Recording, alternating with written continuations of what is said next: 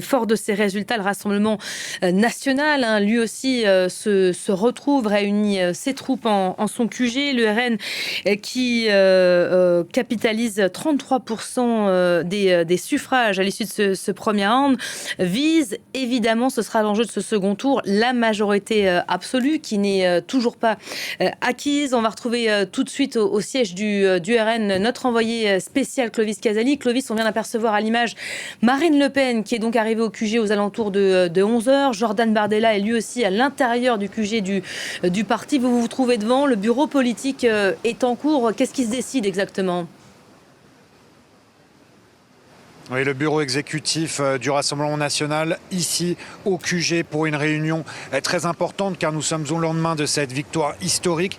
Et il faut analyser avec minutie les résultats, circonscription par circonscription, voir comment élaborer la meilleure stratégie en vue, bien sûr, de s'imposer dimanche prochain, obtenir cette fameuse majorité absolue dont rêve Jordan Bardella pour prendre les commandes de Matignon. Jordan Bardella qui s'est présenté face aux journalistes juste avant d'entrer et qui a fait un petit point. Clairement, le RN, je peux vous dire, concentre ses attaques désormais sur le nouveau Front populaire.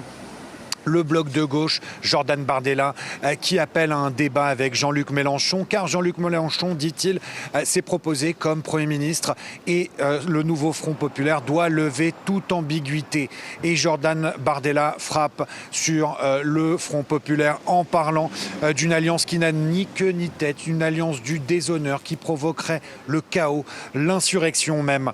Et il dit aussi que Jean-Luc Mélenchon est donc le candidat déclaré et qu'il faut sortir de l'ambiguïté pour la gauche. Le Rassemblement national, lui, considère qu'il peut gouverner et qu'il tend la main à des électeurs à droite, au centre et même à gauche.